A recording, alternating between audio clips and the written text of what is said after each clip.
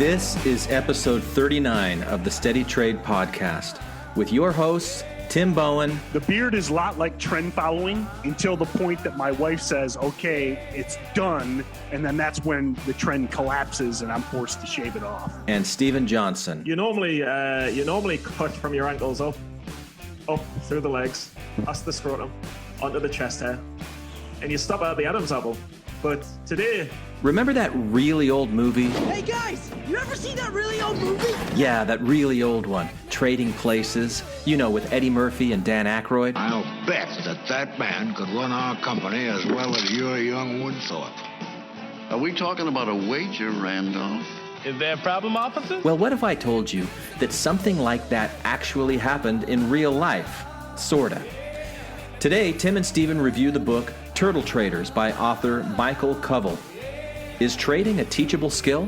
They started out as a competition, and they started out saying, yes, it's teachable, and no, it's not teachable. How much is nurture and how much is nature? Nature does come into play. You need to have the flame, the interest. You have to have that in you. Can anybody win at this game?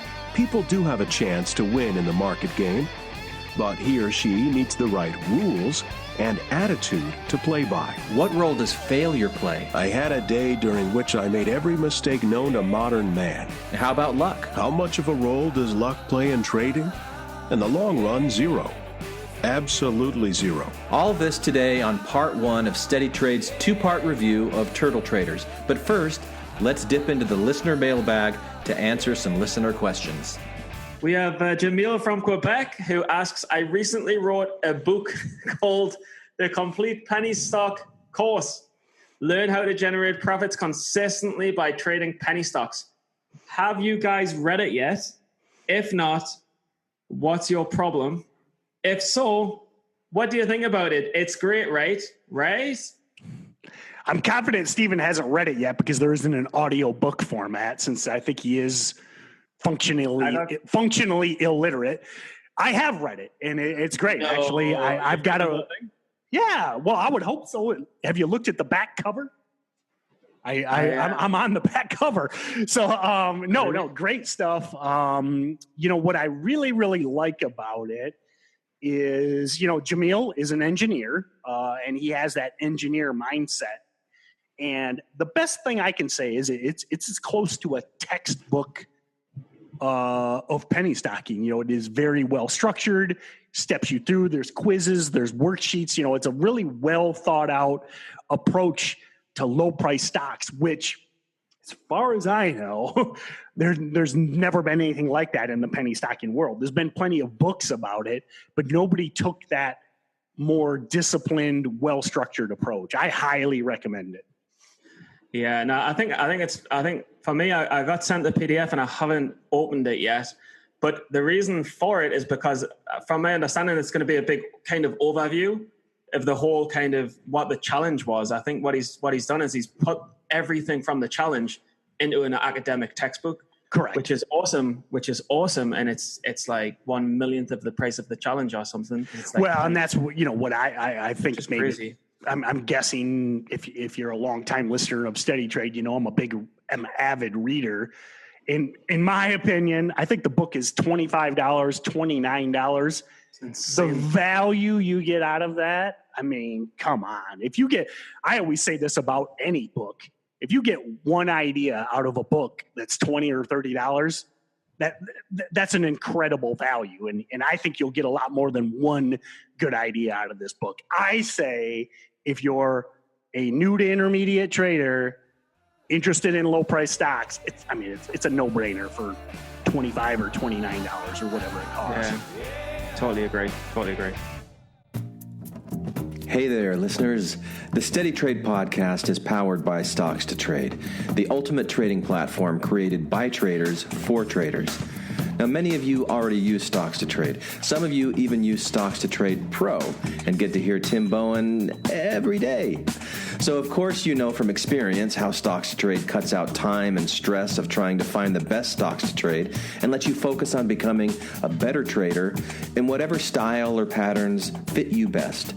Now, for those of you who have never tried StocksToTrade for yourself, We here at the Steady Trade Podcast want to help you out as a way of thanking you for listening to the Steady Trade Podcast. We have a special coupon for you.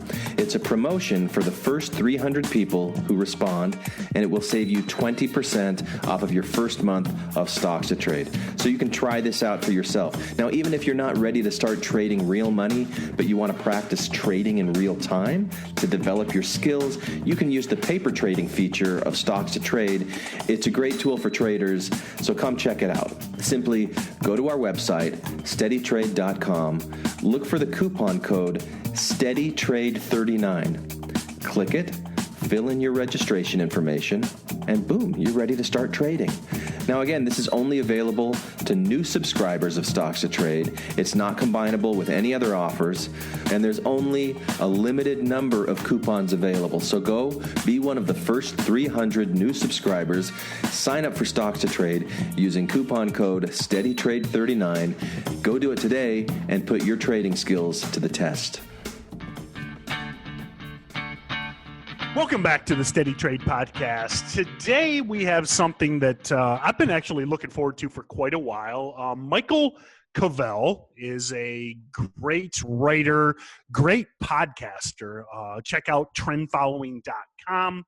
But I've been reading his books for, I think I looked at my Amazon history. I think I might have bought his first book, or not his first book, but the first book I bought of his, I think maybe 2009-ish, back in kind of, that was still the period where I was kind of cutting my teeth and really evolving as a trader, particularly getting into momentum stocks, and loved the book. Had the opportunity of actually meeting Michael at one of the penny stocking conferences. It was just hey, how are you? Hi, etc. Never really got to know him, but it was a great guy in person. Was really, chatted with him for a couple minutes, and I proceeded to read several of his books. I haven't read them all. I think I've read Trend Following, which is a great book, as well as the book we're going to talk about today, Turtle Trading. What is exciting about the turtles, and you can Google it, we'll give you a little bit of history, but it's the story of the best way to kind of quickly summarize it is think about the Eddie Murphy, Dan Aykroyd movie Trading Places, where the idea was Richard Dennis, right? Yeah, Richard Dennis and William Eckhart. Richard Dennis was a massively successful trader, and him and his partner had a debate a lot as to whether or not trading was a teachable skill. And basically the history of the turtles was they started out as a competition, and they started out saying, yes, it's teachable, and no, it's not teachable. But they simply ran ads, basically classified ads in the Wall Street Journal, and said, we want to make you a trader if you're interested. They gave a series of interview questions that I believe were all basically just true or false questions. And ultimately, they turned, I can't remember the exact numbers, but they turned a significant majority of the applicants that stuck with the teaching into successful traders. And I think it's particularly important or applicable to the listeners of the podcast, because I'm willing to bet the majority of you are just average Joes and average Janes.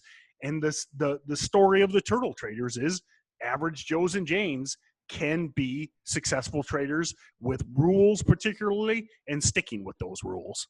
Yeah, I mean, very nice introduction. You lost me. You lost me halfway through it, actually, because you said the phrase "cutting your teeth," and I immediately just thought, "Cutting. What else? What else has Tim Bowen cut lately?"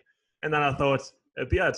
And I thought, you normally cut from your ankles up through the legs, past the scrotum, onto the chest hair, and you stop at the Adam's apple. But today, I don't know if you just weren't concentrating, you lost focus, but you've shaved higher than normal. What? No, this is almost this is a bigger discovery than the Turtles. What the Turtles did. I appreciate you noticing, but basically the beard, basically the beard is a lot like trend following. It basically grinds higher and higher and higher until the point that my wife says, okay, it's done. And then that's when the trend collapses and I'm forced to shave it off. So we reached max beard this weekend and I was told to shave it off. So really? So there's no reason, there's no kind of midlife crisis, there's no beard life crisis, there's no just I've lost me shit and the podcast has taken over my life and I'm doing too many webinars on StocksToTrade Pro. Just F everything. I'm shaving off the beard. I've had enough of life.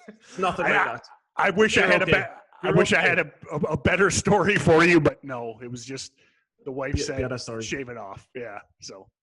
Okay, but if you need us, we're on WhatsApp together. If you need any help, if you need anyone to talk to, I'm always here for you. You know, anytime I'm looking for anytime I'm facing a life decision, you know, when I'm making a big, a big goal, you know, it's like, hey, my drunken podcast host is who I always go to. You know? But just if there's anything to do with family, anything to do with money, if there's any serious decisions you need to make, I'm just a text away. I just want you to know that if you're ever thinking about going all in, I'm just a text away.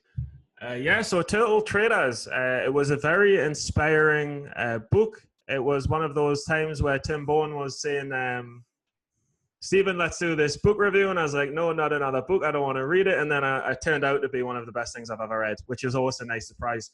And there's a lot of contrasts and a lot of parallel themes.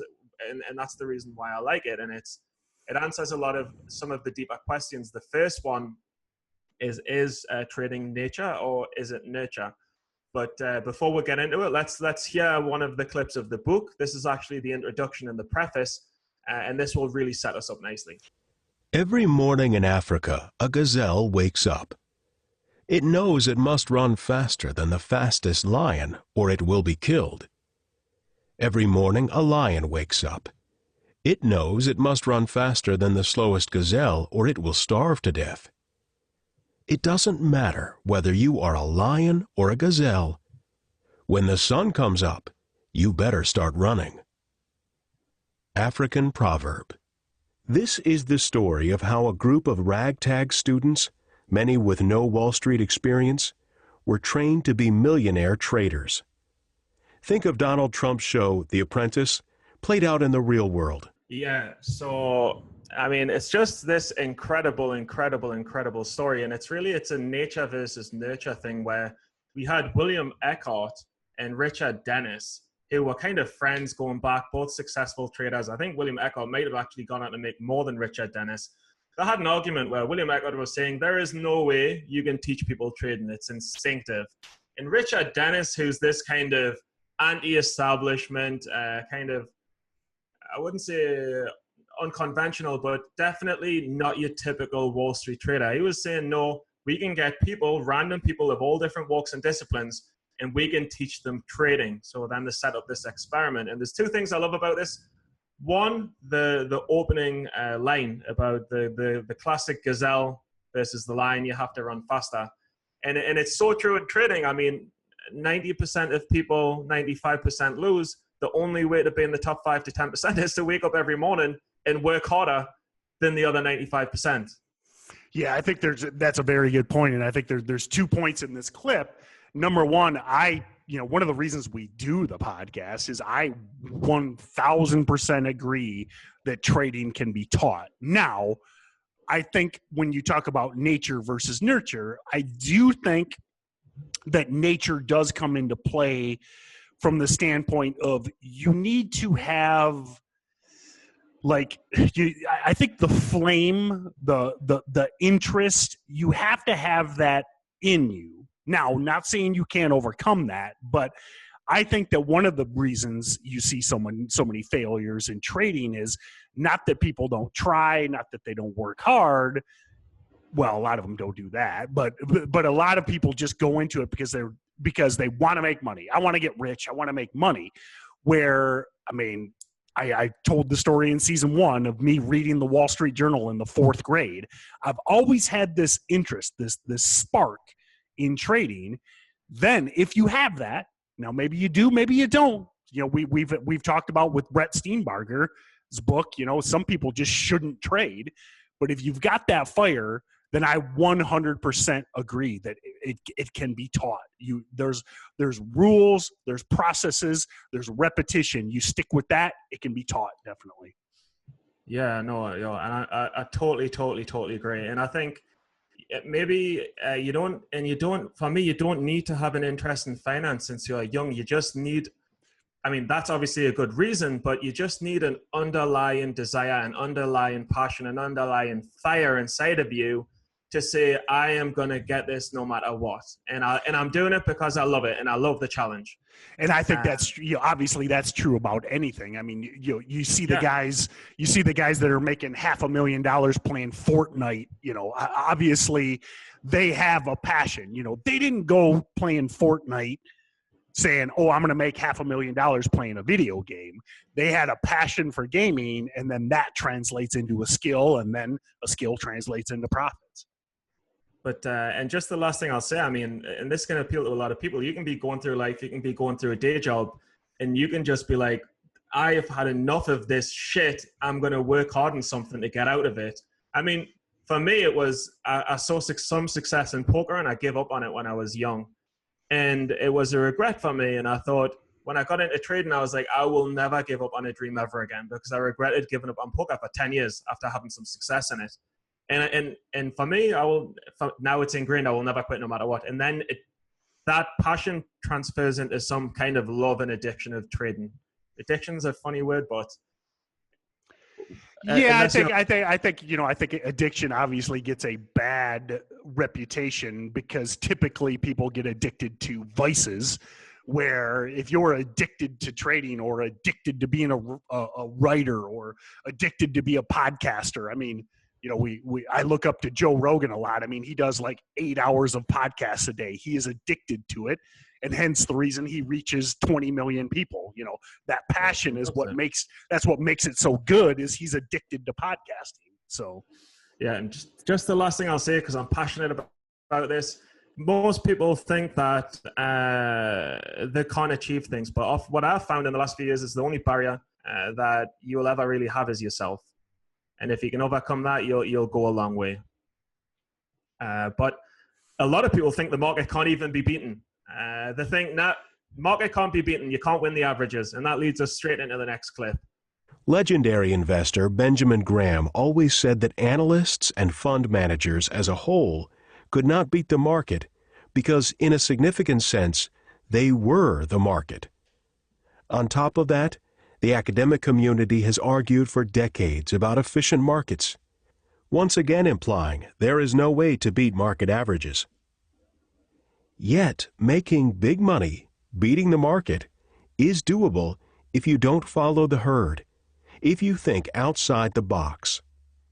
People do have a chance to win in the market game, but he or she needs the right rules and attitude to play by. I'll kind of start because of, I'm a fan of Benjamin Graham, and I've always been skeptical of the efficient market theory. One of the biggest reasons we trade penny stocks and low price stocks is because the efficient market theory, in my opinion, does not apply at all to these stocks. We have, a stock you shorted this morning, Stephen, was the sketchiest biotech with cancer news in the world. That stock should not be up 40-50%. That is not the efficient market working. And if you can find these niches like low priced penny stocks, particularly shorting these stocks, then that efficient market theory is probably required reading, but throw it out the window in the world of penny stocks. Yeah, but what really struck out with me was, well, two things. But when he said you've got to go against the herd, and I remember when I was in Italy in Positano with Roland, and Roland said to me, "You've got to." I've heard it loads of times from you as well, but I heard it in person. And he said, "You've got to short at the resistance levels, and you've got to short into strength. You've got to short when people are buying, and you've got to sell." If you're going long, you've got to buy when people are selling, but use the support lines as your Game of Thrones walls. And I've said this before, and I was just like, shit, if 95% of traders lose, of course, the best thing to do is the opposite to everyone else. You've just got to do it a bit strategically. Well, and that's where I think so many, what I like about what you said there is using the chart. You know, we talk charts. We talk about looking at charts till your eyes bleed. The reason I talk about looking at charts till your eyes bleed is so that you can quickly recognize those key levels, whether it be whether it be resistance, support, whether it be a 52-week high, 52-week low, etc. That is what so many other traders just see a stock that's up a lot. They read the headline. They don't even read the news. They buy it when it's going up. They have no plan, and then they can't figure out why they consistently lose money because they didn't build the case. They didn't build the recipe. Yeah, and to be honest, where you've got to be so granular. You've got to be so granular to find success. And the way I've found most success is where I've found where I will definitely have a psychological advantage over and over and over. So, for example, if a stock is downtrending and it does gap up, and there's a lot of people who are definitely trapped, who are psychologically thinking, I've been down on this position forever, I'm going to sell when the market opens. If you're that granular, it happens over and over and over because human behavior doesn't change. But the minute you start guessing shit, you're gambling. And God, I don't know why it took 2 years to learn that. Yeah, your preferred setup and the setup you're best at is one I love. I mean, you see that downtrending chart forever. Again, CGIX was an example of that today. You didn't take it though. Are you ever going to take the show pre-market? Oh, it's too scary. It's just there's a time and a place for everything. To be honest, I am not a fan right now of shorting $1.20 stocks in pre-market. It's been working well for you, but I am just, I would rather, and I'm still watching this ticker, but I would rather let this thing play out. It's, today is Monday. Normally these momentum stocks, they run early in the week, run early in the day, particularly on a Monday. So I like to just, use that sniper analogy. I would rather let this thing run early, run middle of the day, and then look to fade it late day. And I know a lot of our listeners are the part-time traders, are the new traders.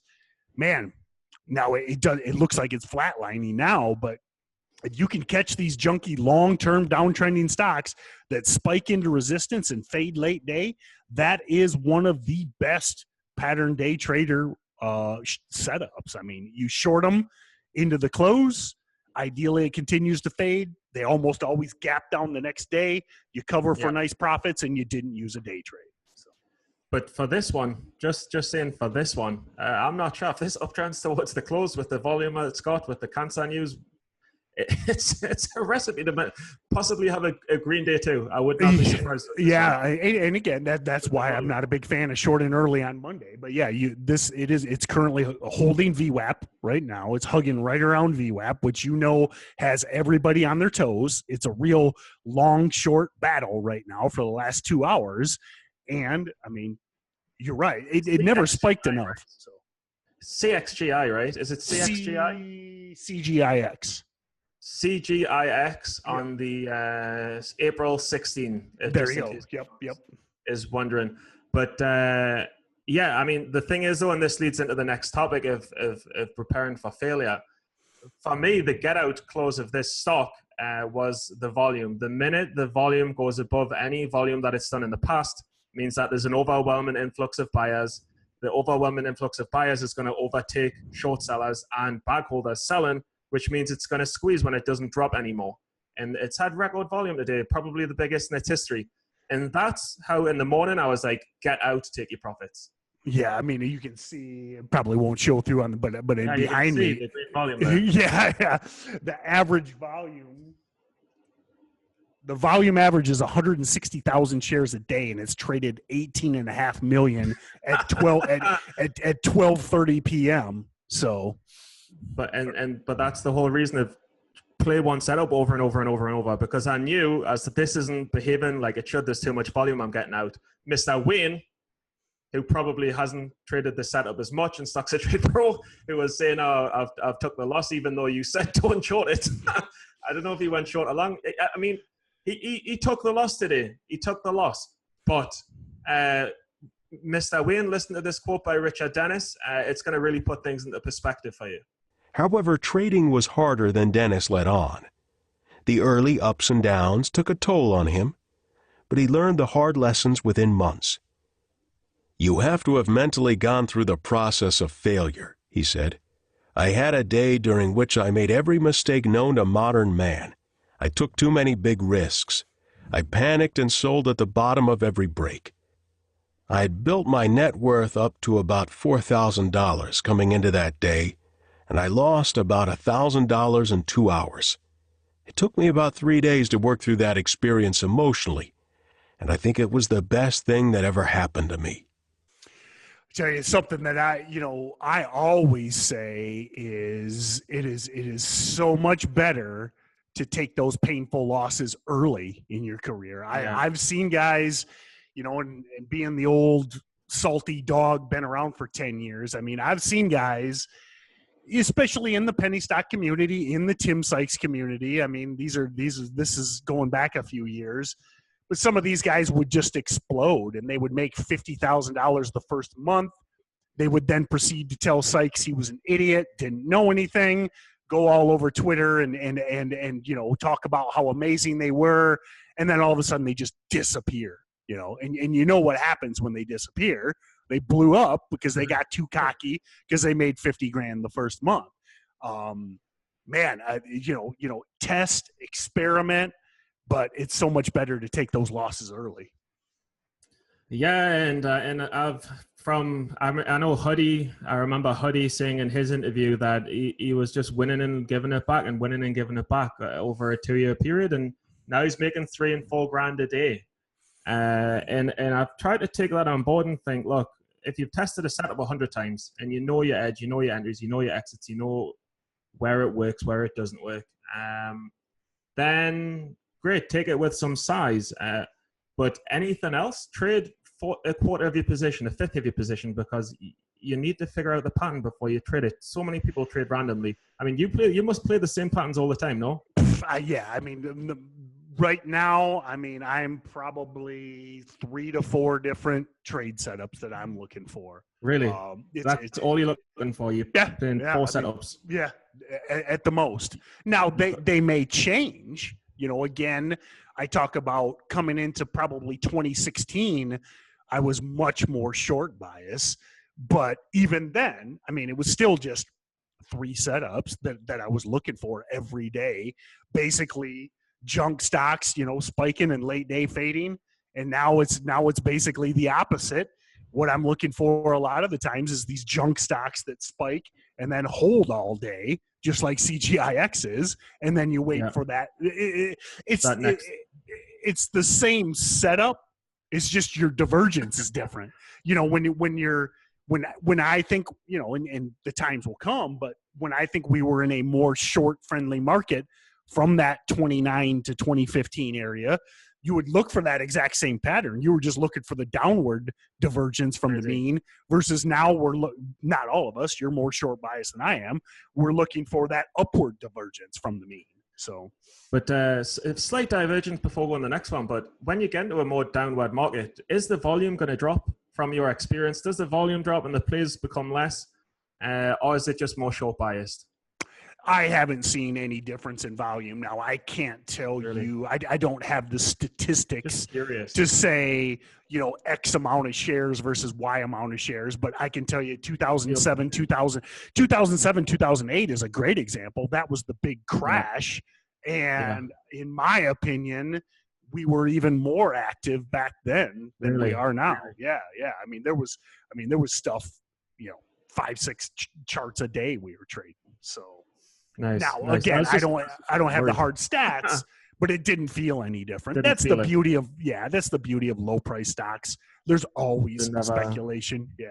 Very good. Very good. Because sometimes it feels like we're going through a little bit of low right now. Like it's like, oh, there's only 1 runner a day. There's only 2 runners a day. I'm like, if the market crashes, is that the end? But it's not the end. Yeah. I look at, all of the, you look at all of these swing trades. A perfect example was, and actually, quick plug, if you go to StocksToTrade.com/watch list, StocksToTrade.com/watch list. Wow, I did not get that out. We do have a free swing trade watch list that I put together every weekend. And I was somebody had mentioned NKTR today. I mean, NKTR, I first put that on that swing trade watch list at like 22 a few months ago. It's at 90 plus right now. So, I mean, is that a realistic move? I mean, that's the beauty. I mean, look at all of these breakouts that just keep breaking and breaking and breaking. And when and if we flip, I mean, look at all those overextended charts you can short, everything from $1 to $90. So, yeah, and I'll just give you one more plug since we're having a friendly plug. Yeah, you did call Facebook long in StocksToTrade Pro as well. You're calling it about 139. It's now at about 146. It's just one of those. That was simply, actually going back to the previous clip of the herd. I mean, you talk about. I mean, when everybody says a stock is going down, what does the stock normally do? Yeah, no, but I mean, let's get into the next part of the book, which I think talks a little bit more about finding an edge, which is kind of where we're going anyway. How much of a role does luck play in trading? In the long run, zero. Absolutely zero. I don't think anybody winds up making money in this business because they started out lucky. Richard Dennis. Yeah, that's just a very, very short quote, but I thought it was worth putting in because I think some people have luck in certain areas, but in general, it really made me think of the analogy of the casino. And I know that's what Richard Dennis used to tell of the Turtles. He used to say, guys, you need to find your edge and just stick to it. Yeah, and I think, there's obviously luck in trading. I've gotten lucky plenty of times. The classic example of luck is when whether it be long or short, you forget to check the earnings date, which that's a tip.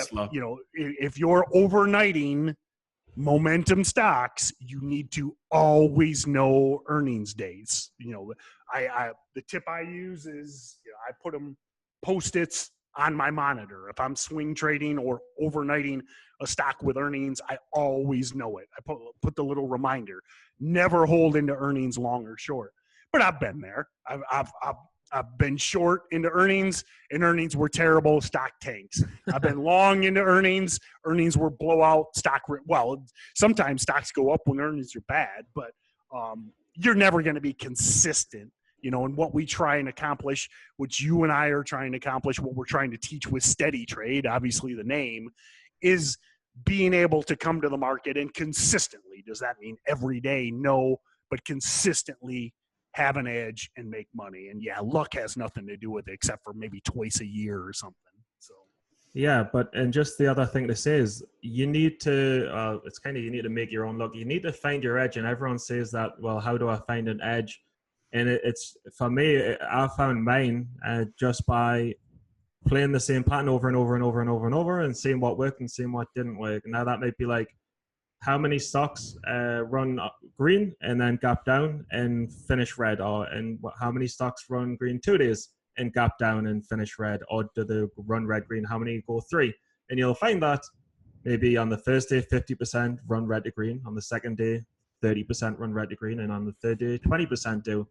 And on the third day, the 20% that run red to green, 90% of them fail at the red-green level or at a previous day resistance. Now that just sounds like I just said a load of rubbish, but the point is, you probably understand what I'm saying. But the point is, if you track the same setups over and over and over, and you look at how they perform over and over and over, you say, well, 8 times out of 10 it fails on the third day, then you know your competitive advantage, you know the edge, and that is how you have the edge. And sure, does that mean you're going to profit every time? No, but you've now created, just like I talked about earlier with the VWAP hold or the 52-week break or all these, you've now created something that you can work through your criteria, work through your worksheet, which we use a lot in StocksToTrade Pro, and say, okay, there's 5 reasons to trade this stock and 1 reason not to trade it. That puts the odds in my favor. I set a stop and I attack that every time. Yeah, I mean, I don't know the odds because I've not tracked it, but I mean, I'd be pretty positive if the stock is on its first green day and it's trading more than 10 million volume, and it's held VWAP all day and it's closing strong, it's probably going to gap up the next day. I mean, I haven't tracked it, but I mean, that's how you find an edge. You track 20, 30, 40 of them, and then you work it out. Yeah, CGIX again. Today's April 16th that we're recording. We'll look back on it. I think it's a long. I think that's a long probably. Well, especially, and it's over my shoulder, in my opinion. Especially if it holds VWAP like it is. We got 3.5 hours left in the day, and it starts pushing back that high a day. With it may trade 25. It may trade 25 million shares today. Yeah, and I was in a short this morning, so lucky me, I got out. But and that's the thing. I mean, well, but think about it. You said it in STT Pro chat. You recognized the volume. You were short.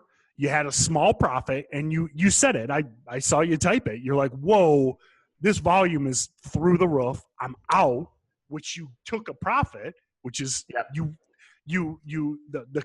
seems like I've been using this quote too much lately, but. Mike Tyson said, everybody has a plan until they get punched in the face. You had a plan.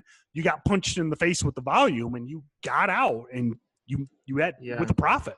So, but the thing is, it's about being prepared and preparing for something to happen. Because when I was looking at the chart, and it generally trades never really more than 3 million on a day. On a good day, it trades 2.53 million. So when it traded 450,000 at 9.20, 9.25, it traded 450,000 pre-market. I was thinking this could explode. It could explode. So I'm watching it, and if the volume goes through the roof, I'm immediately out. So I was looking for it. I saw it, and I got out. But it takes time to see this stuff. It takes time to be prepared. And thank God for the podcast. We're going to pass this on. Because a lot of people won't. That comes with time. I mean, volume is.